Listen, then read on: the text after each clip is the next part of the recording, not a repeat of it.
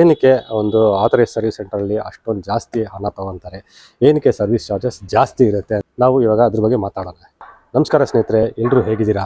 ಚೆನ್ನಾಗಿದ್ದೀರಾ ಅಂತ ಭಾವಿಸ್ತಾ ಇದ್ದೀನಿ. ಸೊ ಈ ವಿಡಿಯೋ ಬಂದ್ಬಿಟ್ಟು ನಿನ್ನೆ ಒಬ್ಬರು ಕಾಮೆಂಟ್ ಮಾಡಿ ಕೇಳಿದ್ರು. ಆ್ಯಕ್ಚುಲಿ ಆಥರೈಸ್ ಸರ್ವಿಸ್ ಸೆಂಟ್ರಲ್ಲಿ ಕಾರ್ನ ಸರ್ವಿಸ್ ಬಿಡೋದು ಬೆಟ್ರಾ ಅಥವಾ ಲೋಕಲ್ ಮೆಕ್ಯಾನಿಕ್ ಅವ್ರ ಹತ್ರ ಬಿಡೋದು ಉತ್ತಮನ ಅಂತ ಅಂದ್ಬಿಟ್ಟು ಕೇಳಿದ್ರು ಒಬ್ಬರು, ವಿಡಿಯೋ ಮಾಡಿ ಇದ್ರ ಬಗ್ಗೆ ಅಂತ ಅಂದ್ಬಿಟ್ಟು. ಅವ್ರಿಗೆ ಥ್ಯಾಂಕ್ಸ್ ಹೇಳ್ತಾ ಇದ್ದೀನಿ, ಯಾಕಂದರೆ ಇದು ಒಳ್ಳೆ ಟಾಪಿಕ್ಕೆ.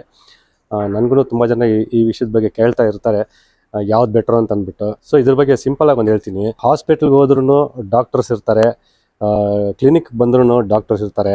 ಸೊ ಅದಕ್ಕೂ ಇದಕ್ಕೂ ಏನಪ್ಪ ಏನು ಹೇಳ್ತಿದ್ದಾರೆ ಇವರು, ಡಾಕ್ಟರ್ ಹಾಸ್ಪಿಟ್ಲ್ ಅಂತಿದ್ದಾರೆ ಅಂತ ಅನ್ಕೋಬೋದು ನೀವು. ನೋಡಿ, ಇವಾಗ ನಾವು ಸಣ್ಣ ಪುಟ್ಟ ಕಾಯಿಲೆ ಅಥವಾ ಕೆಮ್ಮು, ಜ್ವರ, ನೆಗಡಿ, ಕೈ ಕಾಲು ನೋವು ಈ ಥರ ಬಂತಂದರೆ ಏನು ಮಾಡ್ತೀವಿ, ಒಂದು ಡಾಕ್ಟರ್ ಕ್ಲಿನಿಕ್ ಹತ್ರ ಹೋಗ್ತೀವಿ ನಾವು. ಅವರು ಅದನ್ನು ಚೆಕ್ ಮಾಡಿ ಡಯಾಗ್ನೋಸ್ ಮಾಡಿ ನಮಗೆ ಟ್ರೀಟ್ಮೆಂಟ್ ಶುರು ಮಾಡೋದು ಅಥವಾ ಏನೋ ಒಂದು ಕೊಡ್ತಾರೆ. ಅದರಿಂದ ಕಮ್ಮಿ ಆಗೋ ಚಾನ್ಸಸ್ ಇರುತ್ತೆ.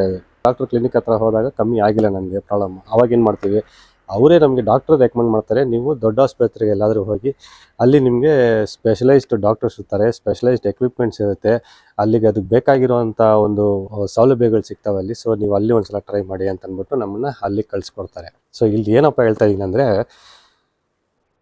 ಲೋಕಲ್ ಮೆಕ್ಯಾನಿಕ್ಸ್ ಗ್ಯಾರೇಜ್ ಏನು ಹೇಳ್ತಾ ಇದ್ದೀನಿ, ಒಂದು ಡಾಕ್ಟರ್ ಕ್ಲಿನಿಕ್ ಅಂತ ತಿಳ್ಕೊಳ್ಳೋಣ, ಒಂದು ಆಥರೈಸ್ ಸರ್ವಿಸ್ ಸೆಂಟರ್ ಅನ್ನೋದು ಒಂದು ಹಾಸ್ಪಿಟ್ಲ್ ಅಂತ ತಿಳ್ಕೊಳ್ಳೋಣ. ಓಕೆ, ನಿಮ್ಗೊಂದು ಪ್ರಶ್ನೆ ಬರ್ಬೋದು, ಇವಾಗ ಅಲ್ಲಿ ಹೋದ್ರೂ ಅದೇ ಕೆಲಸ ಮಾಡ್ತಾರೆ, ಇಲ್ಲಿ ಬಂದ್ರೂ ಅದೇ ಕೆಲಸ ಮಾಡ್ತಾರಲ್ವ, ಕಾರ್ಗಳದ್ದು ದುಡ್ಡು ಉಳಿತದಲ್ವ ನಮಗೆ, ಟೈಮ್ ಉಳಿತದಲ್ವ ನಮಗೆ ಅಂತ ಅಂದ್ಬಿಟ್ಟು ಇರುತ್ತೆ ನಿಮಗೆ. ಯಾಕೆ ಈ ಥರ ಕೇಳ್ತಿದ್ದೀನಿ ಅಂದರೆ, ನಮಗೆ ಒಂದು ಸ್ಪೇರ್ ಪಾರ್ಟ್ ಒಂದು ಚೇಂಜ್ ಮಾಡಿಸ್ಕೋಬೇಕಾಗಿದೆ, ಒಂದು ರೆಡಿ ಮಾಡಿಸ್ಕೋಬೇಕು. ನಾವು ಲೋಕಲ್ ಮೆಕ್ಯಾನಿಕ್ ಹತ್ರನೇ ಹೋಗ್ಬಿಟ್ಟು ಮಾಡಿಸ್ಕೋಬೋದು. ಸಪೋಸ್ ಒಂದು 300 ರೂಪಾಯಿ ಏನೋ ಇರುತ್ತೆ ಐಟಮ್, ಅದು ರೆಡಿ ಮಾಡಿಸ್ಕೊಳ್ಳೋಕ್ಕೆ ಒಂದು 500 ರೂಪಾಯಿ ಮುಗಿಸ್ಕೊಟ್ಬಿಡ್ತಾರೆ ಇಲ್ಲಿ ಲೋಕಲ್ ಮೆಕ್ಯಾನಿಕ್ ಹತ್ರ ಹೋದರೆ. ಅದೇ ನಾವು ಆಥರೈಸ್ ಸರ್ವಿಸ್ ಸೆಂಟರ್ಗೆ ಹೋದರೆ ಆ ಟ್ಯಾಕ್ಸು ಈ ಟ್ಯಾಕ್ಸು ಅಂತೆಲ್ಲ ಸೇರಿಸ್ಬಿಟ್ಟು ಒಂದು 1000 ರೂಪಾಯಿ ಮೇಲೇ ಅದಕ್ಕೆ ಬಿಲ್ ಮಾಡಿ ಕೊಟ್ಬಿಡ್ತಾರೆ. ಬಟ್ ಅಲ್ಲೂ ನಿಮಗೆ ಜೆನ್ಯೂನ್ ಕೆಲಸನೇ ಆಗಿರುತ್ತೆ, ಇಲ್ಲೂ ನಿಮಗೆ ಹೆಚ್ಚು ಕಡಿಮೆ ಜೆನ್ಯೂನ್ ಕೆಲಸ ಆಗಿರುತ್ತೆ. ಸೊ ಇಲ್ಲೇ ಮಾಡಿಸ್ಕೋಬೋದಲ್ವಾ ಅನ್ಕೊತಿರ್ಬೋದು ನೀವು. ಓಕೆ, ಇವಾಗ ಒಂದು ಕ್ಲಾರಿಟಿಗೆ ಬರೋಣ. ಈಗ ಏನಕ್ಕೆ ಒಂದು ಆಥರೈಸ್ ಸರ್ವಿಸ್ ಸೆಂಟರಲ್ಲಿ ಅಷ್ಟೊಂದು ಜಾಸ್ತಿ ಹಣ ತೊಗೊತಾರೆ, ಏನಕ್ಕೆ ಸರ್ವಿಸ್ ಚಾರ್ಜಸ್ ಜಾಸ್ತಿ ಇರುತ್ತೆ, ನಾವು ಇವಾಗ ಅದ್ರ ಬಗ್ಗೆ ಮಾತಾಡೋಣ. ಮೊದಲನೇದಾಗಿ ಸಪೋಸ್ ಒಂದು ಹುಂಡೈ ಸರ್ವಿಸ್ ಸೆಂಟರ್ ಅಂತ ತಿಳ್ಕೊಳ್ಳೋಣ. ಅಲ್ಲಿ ಯಾರು ಅಲ್ಲಿ ಸರ್ವಿಸ್ ಮೆನ್ಸ್ ಇರ್ತಾರೆ, ಅಂದರೆ ರಿಪೇರ್ ಮಾಡೋರು, ಟೆಕ್ನಿಷಿಯನ್ಸ್ ಇರ್ತಾರಲ್ವ, ಅವ್ರು ಬಂದ್ಬಿಟ್ಟು ಟ್ರೈನ್ಡ್ ಪ್ರೊಫೆಷನಲ್ಸ್ ಇರ್ತಾರೆ. ಇವಾಗ ಹುಂಡೈ ಕಂಪನಿ ಕಡೆಯಿಂದನೇ ಅವ್ರಿಗೆ ಒಂದು ಟ್ರೈನಿಂಗ್ ಆಗಿರುತ್ತೆ. ಅವ್ರಿಗೆ ಒಂದು ಟೂಲ್ಸ್ ಬಗ್ಗೆ ಆಗಲಿ, ಸಾಫ್ಟ್ವೇರ್ ಬಗ್ಗೆ ಆಗಲಿ, ಮತ್ತು ಅದಕ್ಕೆ ಬೇಕಾಗಿರೋ ಒಂದು ಹೈ ಎಂಡ್ ಎಕ್ವಿಪ್ಮೆಂಟ್ಸ್ ಬಗ್ಗೆ ಆಗಲಿ ಅವ್ರಿಗೆ ಒಂದು ಕಂಪ್ಲೀಟಾಗಿ ಒಂದು ಮಾಹಿತಿ ಇರುತ್ತೆ, ಅದಕ್ಕೆ ಟ್ರೈನ್ ಆಗಿರ್ತಾರೆ ಅವರು. ಸೊ ಅದರಲ್ಲಿ ಅವರು ಸ್ಪೆಷಲೈಸ್ಡ್ ಅಂತ ಹೇಳ್ಬೋದು. ಮತ್ತು ಆಥರೈಸ್ ಸರ್ವಿಸ್ ಸೆಂಟ್ರಲ್ಲಿ ಕೆಲವೊಂದು ಹೈ ಎಂಡ್ ಡಿವೈಸಸ್ ಆಗಲಿ ಅಥವಾ ಎಕ್ವಿಪ್ಮೆಂಟ್ಸ್ ಆಗಲಿ, ಸಾಫ್ಟ್ವೇರ್ಸ್ ಆಗಲಿ, ಇವೆಲ್ಲವೂ ನಿಮಗೆ ಇರುತ್ತೆ ಅಲ್ಲಿ. ಸೊ ಅದಕ್ಕೆಲ್ಲ ಒಂದು ಹ್ಯೂಜಾಗಿ ಇನ್ವೆಸ್ಟ್ ಮಾಡಿರ್ತಾರೆ ಅವರು, ಕಸ್ಟಮೈಸ್ಡ್ ಆಗಿ ಅದಕ್ಕೆ ಸಾಫ್ಟ್ವೇರ್ಸ್ ಆಗಲಿ ಮತ್ತು ಎಕ್ವಿಪ್ಮೆಂಟ್ಸ್ ಮಾಡಿಸ್ಕೊಂಡಿರ್ತಾರೆ.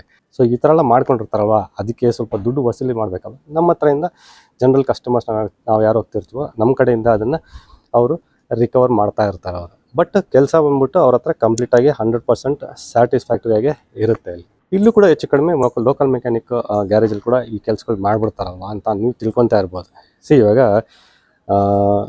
ಸಪೋಸ್ ಏನೋ ಒಂದು ಸೆನ್ಸರ್ ಪ್ರಾಬ್ಲಮ್ ಬಂದಿದೆ, ಅಥವಾ ಒಂದು ECU ಪ್ರಾಬ್ಲಮ್ ಬಂದಿದೆ, ಅಥವಾ ಫಾಲ್ಟಿ ಪಂಪು, ಈ ಥರ ಈಗ ಬರ್ತಿರೋ ಕಾರ್ಗಳಿಗಂತೂ ತುಂಬ ಸೆನ್ಸರು ಟೆಕ್ನಾಲಜಿ ಇಂಪ್ರೂವ್ ಆಗ್ತಾ ಇದ್ದಂಗೆ ನಿಮಗೆ ಅದು ತಕ್ಕಂಗೆ ಸಾಫ್ಟ್ವೇರು, ಎಕ್ವಿಪ್ಮೆಂಟ್ಸು ಬರ್ತಾ ಇರುತ್ತೆ ಮಾರ್ಕೆಟ್ಗೆ. ಸೊ ಇದನ್ನೆಲ್ಲ ಅವರು ಆಥರೈಸ್ ಸರ್ವಿಸ್ ಸೆಂಟ್ರಲ್ಲಿ ಅದಕ್ಕೋಸ್ಕರ ಅಂತಲೇ ಇಟ್ಕೊಂಡಿರ್ತಾರೆ, ಮಾಡಿಸಿರ್ತಾರೆ ಅದೆಲ್ಲ ನಮಗೆ ಲೋಕಲ್ ಮೆಕ್ಯಾನಿಕ್ ಲೋಕಲ್ ಗ್ಯಾರೇಜಲ್ಲಿ ನಮಗೆ ಇವೆಲ್ಲ ಫೆಸಿಲಿಟೀಸು ತುಂಬ ಕಮ್ಮಿ ಇರುತ್ತೆ, ಸಿಗೋದಿಲ್ಲ ಇವೆಲ್ಲ. ಸೊ ಹಾಗಾದರೆ ನಿಮ್ಗೆ ಅನ್ಸ್ಬೋದು, ಸೊ ಎಲ್ಲ ಇಲ್ಲೇ ಹಾಸ್ಪಿಟ್ಲಲ್ಲಿ ಸಿಗಬೇಕಾದ್ರೆ ಏನಕ್ಕೆ ನಾವು ಲೋಕಲ್ ಮೆಕ್ಯಾನಿಕ್ ಹತ್ರ ಹೋಗ್ಬೋದು. ಸ್ವಲ್ಪ ದುಡ್ಡಿರೋರು ಹೋಗ್ತಾರೆ, ದುಡ್ಡು ಇಲ್ದಿರೋರು ಸ್ವಲ್ಪ ಅಡ್ಜಸ್ಟ್ಮೆಂಟ್ ಮಾಡ್ಕೊಂಡು ತಳ್ಳಿಬಿಟ್ಟು ಕೀಳ್ಬಿಟ್ಟು ಬೇರೆ ಕಡೆ ತರಿಸ್ಬಿಟ್ಟು ಏನೋ ಒಂದು ಸೋರ್ಸ್ ಮಾಡ್ಕೊಂಡು ಮಾಡಿಸ್ಕೊತಾರೆ ಆಚೆನೆ.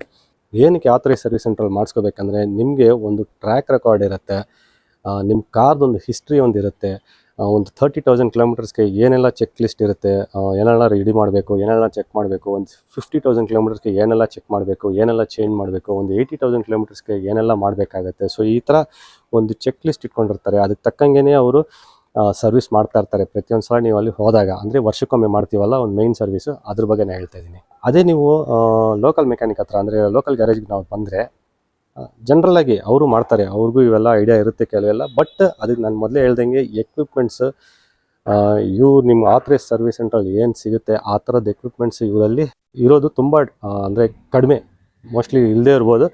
ಸೊ ಹಾಗಾಗಿ ಜನರಲ್ಲಾಗಿ ಇವಾಗ ಏನಾದರೂ ಒಂದು ಇಂಜಿನ್ ಆಯಿಲ್ ಚೇಂಜ್ ಮಾಡಬೇಕು ಅಥವಾ ಕೂಲೆಂಟ್ ಚೇಂಜ್ ಮಾಡಬೇಕು ಅಥವಾ air filter, oil filter, suspension ಕೆಲಸ. ಸೊ ಮೆಕ್ಯಾನಿಕಲ್ ಕೆಲಸಗಳು ಏನಾದರೂ ಇತ್ತಂದರೆ ಅವೆಲ್ಲ ಬಂದ್ಬಿಟ್ಟು ಲೋಕಲ್ ಮೆಕ್ಯಾನಿಕ್ ಹತ್ರ ನೀವು ಮಾಡಿಸ್ಕೋಬೋದು, ದುಡ್ಡು ಉಳಿಸ್ಬೋದು, ಕೆಲಸನೂ ಅವರು ಚೆನ್ನಾಗೇ ಮಾಡಿಕೊಡ್ತಾರೆ ಇಂಥವೆಲ್ಲನೂ. ಅದೇ ನೀವು ಇಲ್ಲಿ ಲೋಕಲ್ ಮೆಕ್ಯಾನಿಕ್ ಹತ್ರ ನಿಮ್ಗೆ ಬಂದ್ಬಿಟ್ಟು ಒಂದು 3-4 ಸಾವಿರ ರೂಪಾಯಿ ಆಗೋದು ಬಂದ್ಬಿಟ್ಟು ನೀವು ಆಥರೈಸ್ ಸರ್ವಿಸ್ ಸೆಂಟ್ರಲ್ಲಿ ನೀವು 8-9 ಸಾವಿರ ರೂಪಾಯಿ ನೀವು ಕೊಟ್ಟು ಮಾಡಿಸ್ಕೊತಿರ್ತೀರ. ಹಾಗಾಗಿ ಈ ಕೆಲಸ ಇಲ್ಲಿ ಮಾಡಿಸ್ಕೋಬೋದು, ಆ ಕೆಲಸನ ಅಲ್ಲಿ ಮಾಡಿಸ್ಕೋಬೋದು. ಸೊ ಆ ಥರ ನೀವು ಡಿವೈಡ್ ಮಾಡಿಕೊಂಡು ನೀವು ದುಡ್ಡು ಉಳಿಸ್ಬೋದು, ಟೈಮ್ ಉಳಿಸ್ಬೋದು, ನಿಮ್ಮ ಗಾಡಿನ ಕೂಡ ಟಿಪ್ ಟಾಪ್ ಕಂಡೀಷನಲ್ಲಿ ನೀವು ಇಟ್ಕೋಬೋದು. ಸೊ ಕನ್ಕ್ಲೂಷನ್ ಏನಪ್ಪ ಅಂತ ಹೇಳಿದ್ರೆ, ನೀವು ವರ್ಷಕ್ಕೊಮ್ಮೆ ಬಂದ್ಬಿಟ್ಟು ಆಥರೈಸ್ ಸರ್ವಿಸ್ ಸೆಂಟ್ರಲ್ಲಿ ಮಾಡಿಸ್ಕೊಂಡ್ರೆ ತುಂಬ ಉತ್ತಮ ಇರುತ್ತೆ.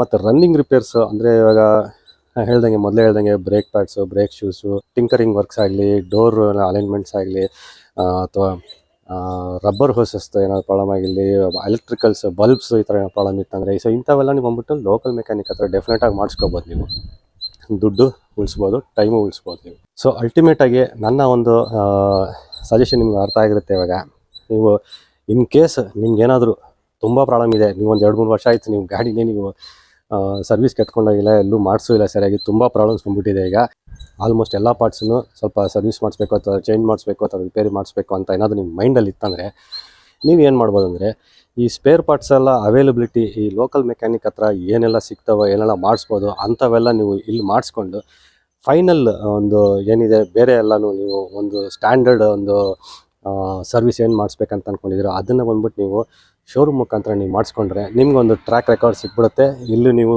ರಿಲೇಷನ್ಶಿಪ್ ಬಿಲ್ಡ್ ಮಾಡ್ದಂಗೆ ಇರುತ್ತೆ, ಅವ್ರ ಹತ್ರನೂ ರಿಲೇಷನ್ಶಿಪ್ ಬಿಲ್ಡ್ ಮಾಡ್ದಂಗೆ ಇರುತ್ತೆ. ಸೊ ಈ ಥರ ನೀವು ಪ್ಲ್ಯಾಂಡಾಗಿ ನೀವು ವರ್ಕೌಟ್ ಮಾಡ್ಕೋಬೋದು. ಸೊ ಇಲ್ಲೂ ಎಕ್ಸ್ಪರ್ಟೇ ಇರ್ತಾರೆ, ಅಲ್ಲೂ ಎಕ್ಸ್ಪರ್ಟೇ ಇರ್ತಾರೆ. ಹಾಸ್ಪಿಟಲ್ಲೇ ಡಾಕ್ಟರ್ ಕ್ಲಿನಿಕೇ ಇರುತ್ತೆ. ಎರಡು ಕಡೆಯೂ ಎಕ್ಸ್ಪರ್ಟೇ ಇರ್ತಾರೆ. ಸೊ ನಾನು ಏನು ಹೇಳ್ತೀನಿ ಅಂದರೆ, ಲೋಕಲ್ ಮೆಕ್ಯಾನಿಕ್ ಅವರು ಸಾಮಾನ್ಯದರಲ್ಲ, ಅವರು ಸಾಲಿಡಾಗಿ ಎಕ್ಸ್ಪರ್ಟ್ ಆಗಿರ್ತಾರೆ ಆ ಒಂದು ಫೀಲ್ಡಲ್ಲಿ. ಲ್ಯಾಕ್ ಆಫ್ ಎಕ್ವಿಪ್ಮೆಂಟ್ಸ್ ಅಂದರೆ ಅದೇ ಅವರು ಎಕ್ವಿಪ್ಮೆಂಟ್ಸ್ ಅವ್ರಿಗೆ ಇಲ್ಲದೇ ಇರೋದ್ರ ಮುಖಾಂತರ ಅವರು ಕೆಲವೊಮ್ಮೆ ಅವರೇ ಹೇಳ್ಬಿಡ್ತಾರೆ, ಸರ್ ನೀವು ಇದನ್ನು ಶೋರೂಮಲ್ಲಿ ಮಾಡಿಸ್ಕೊಂಬಿಡಿ, ಒಳ್ಳೇದು ಸರ್ ನಿಮಗೆ ಅಂತ ಅವರೇ ಅಡ್ವೈಸ್ ಮಾಡ್ತಾರೆ. ತುಂಬ ಜನ ನಾನು ನೋಡಿದ್ದೀನಿ ಅಂಥವ್ರನ್ನ ಮಾಡ್ತಾರೆ. ಕೆಲವರು ಏನಾದರೂ ಅವರು ಒಂದು ಟೆಕ್ನಿಕಲ್ ಅವರು ಎಕ್ಸ್ಪ್ಲೋರ್ ಮಾಡಿಬಿಟ್ಟು ಯಾವ ಥರ ಅದನ್ನು ಮಾಡ್ಬೋದು ಅಂತ ತಿಳ್ಕೊಂಡು ಅವರೇ ಕೂಡ ನಿಮಗೆ ಇದನ್ನು ರೆಡಿ ಮಾಡಿ ಕೊಡ್ತಾರೆ. ಯಾರು ಬೆಟರ್ ಆಗಿದ್ದಾರೆ ಇವಾಗ, ಅಥವಾ ಯಾವ ಥರ ನಾವು ಕಾರ್ನ ಸರ್ವಿಸ್ ಮಾಡಿಸ್ಕೋಬೇಕಾಗುತ್ತೆ ಅಂತ ನಿಮ್ಗೊಂದು ಐಡಿಯಾ ಬಂದಿರುತ್ತೆ. ಮತ್ತು ಕೊನೆಗೆ ಯಾರಾದರೂ ಫಸ್ಟ್ ಟೈಮ್ ನನ್ನ ವೀಡಿಯೋಸ್ ನೋಡ್ತಾ ಇದ್ದರೆ, ನನ್ನ ಚಾನಲ್ ನೋಡ್ತಾ ಇದ್ದರೆ ಸಬ್ಸ್ಕ್ರೈಬ್ ಮಾಡ್ಕೊಳ್ಳಿ, ಲೈಕ್ ಮಾಡಿ, ಸಪೋರ್ಟ್ ಮಾಡ್ತೀರಿ ಸ್ನೇಹಿತರೆ. ಮುಂದಿನ ವೀಡಿಯೋ ನನಗೆ ಮತ್ತೆ ಸಿಗೋಣ. ಅಲ್ಲಿವರೆಗೂ ಧನ್ಯವಾದಗಳು ಸ್ನೇಹಿತರೆ.